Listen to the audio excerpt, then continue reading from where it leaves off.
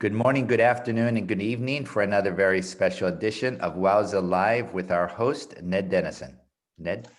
Hello, everyone. I'm the chairperson of the International Marathon Swimming Hall of Fame. It's my great privilege to have one of our newest honorees with us today, Ronnie Wong from Hong Kong, as honor administrator. Ronnie, please say hello to everyone.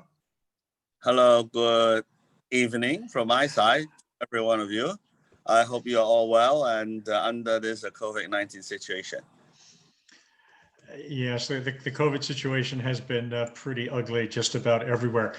I want to give everybody a heads up on Ronnie's resume.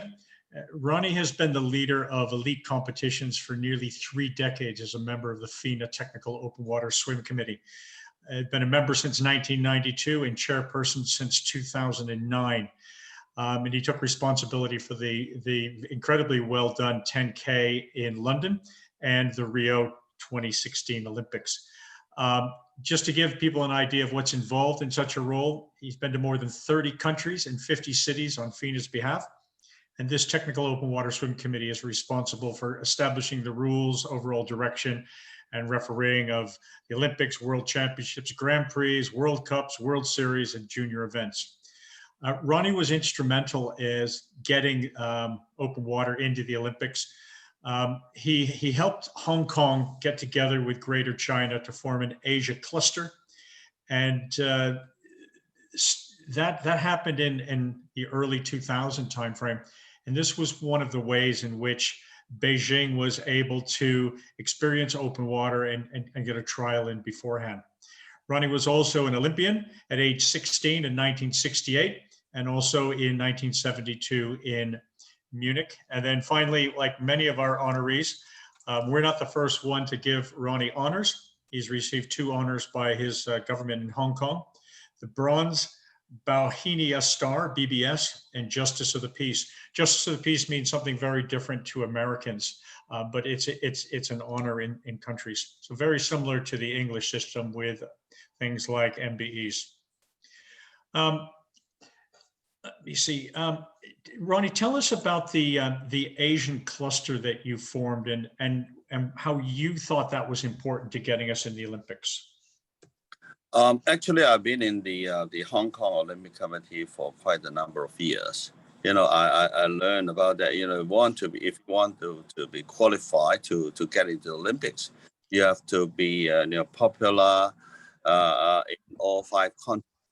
So at that time, I think in Asia, even though in different countries in Asia, they have this a lot of open water, but they are only confined or just to themselves. They don't get a lot of international races into their country. So I think knowing that China will be doing the Olympic Games in 2008, and then I've been quite friendly with the Chinese people, and then so we're together starting 2001. We started off the Asia cluster, and at that time, Middle East doesn't really have a lot of open water, and in Asia, Japan, only when they organize some games themselves that they organize. Otherwise, because organizing an open water event, particularly when you have to pay a lot of prize money and also the bidding fee for to FINA, it costs a lot of money. So we've been doing that for over 17 years since 2001. China is still doing that also every year.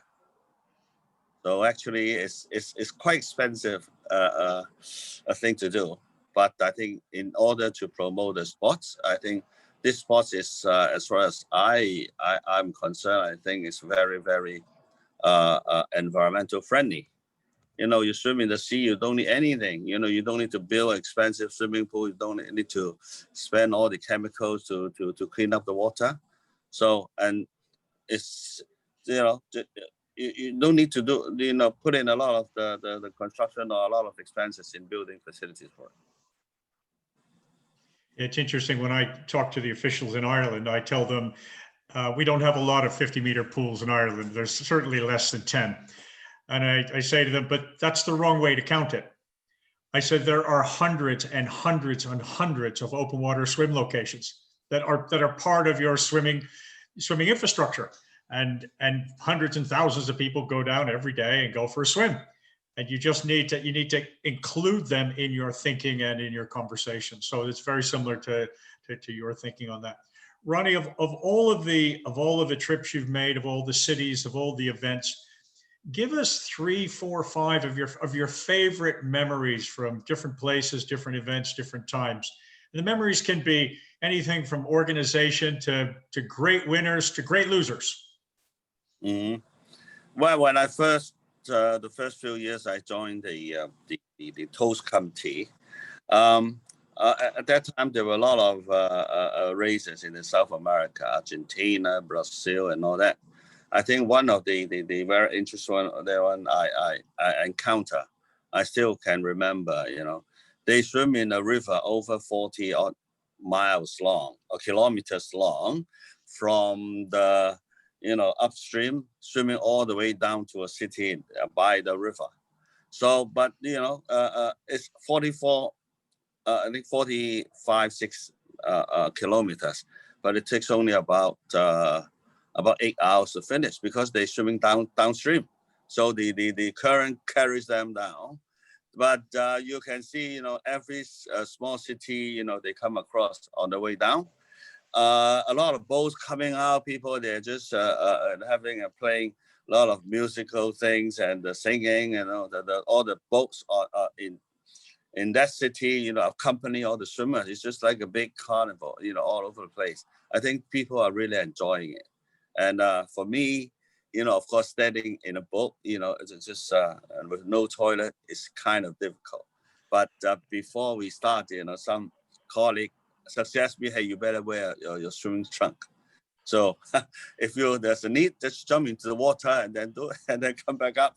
So anyways, it's real great fun, I think, in South America. And then another encounter is that in China, they have a long swim, 25K, swimming across the strait south in the southern part of China, the Hainan Island. I think because of the very, the weather condition changed suddenly, the race has to be stopped. And then I think there are a lot of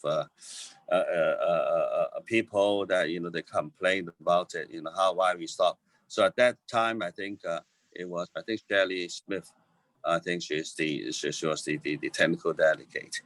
But I think sometimes this kind of situation is hard, it's hard on the technical representatives, and you have to base on the position at that moment, the moment you stop to count who is number 1 and who is number 2. So that really is a lot of hard work to do. So there's so many things that I can remember. I remember one time when we had a swim from this Switzerland, from Lausanne, swimming to Avion, across the other side to France. Same thing, it's the water is quite cold, and then and also the distance was quite far, and then we had to spend 5 hours on the boat. Same thing. I at that time I already have experience, so I put on a swim trunk and a thin wetsuit, because water is a bit cold, comparing to the water temperature in the Asia. So anyway, I learned a lot. I encountered a lot of different situations. So we talked to our honorees, we say, and we had Gabriel Chalou on yesterday, the Argentinian who's being inducted into your class. He has fond memories of that 88K swim in Argentina to his home city, with estimates of more than 40,000 spectators along the way. But we were talking to Gabriel about winning in the warm river and then out in the cold ocean. So Ronnie, I have new respect for you. You've had to pee in the warm river and you've had to pee in the cold lake. So it's quite a career.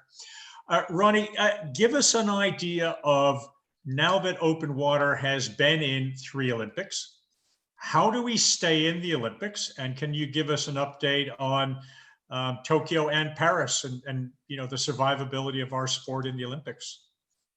I think recently, I don't know if I should say it or not. I think it's now it's a dialogue between IOC and the and FINA, to talk about the future, because the running and then the Olympic Games, to confine the number of athletes to around 10,000, I think is a hard job, particularly when everybody wants to have more athletes to take part. So I think our sports is facing the same problem now. I think FINA has been very had a hard time with the IOC. Of course, now I think Tokyo is fixed, no problem with Tokyo. But we talk about how to keep our sports in the Olympic in the future, in Paris, for instance, the Olympics. So I think the next 3 years now, I think we have a lot of work to do, try to make our sport more famous, more popular, and then more clusters and competitions, so that of course we also have to work on the IOC members to try to hoping that they can keep us inside, as well as the Paris organizing committee. So that's the first hurdle, and then the next one will be maybe in LA. Probably LA is better because I think the American quite strong in open water. Hoping that probably Steve knows about it, but I think there are a lot of things to do to keep our sports going and growing, and also to be in the Olympic. I think is to make it more popular. And the current plan is still for open water in the River Seine in Paris? I have no idea, because they are now busy talking about this in Tokyo. Yeah, so far I haven't heard anything about Paris yet, but now it's quite secure. But there's still a little dispute about the number of swimmers can be swum in the Olympics. So right now it's 25. Maybe the number can be changed a little bit. We're talking about it. I think the FINA is negotiating with the organizing committee.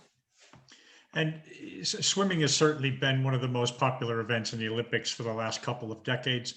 When we look at the 10K, is there a positive impact from the epic swims? The lady who swam around Hong Kong 2 days ago, Sarah Thomas, who just did a 4-way swim across the English Channel. Is there a symbiosis? Is there a positive effect, do you think, on the IOC for looking at the rest of our sport? Well, I'm not an IOC member, but I think the more popular, the more things that we can promote our sport, I think that would be helpful. Okay. Well, Ronnie, we'll cut the interview at this point. We've had you on a couple of weeks back, but again, I want to congratulate you. Honor Administrator, International Marathon Swimming Hall of Fame, class of 2021. Congratulations, sir. Okay, thank you.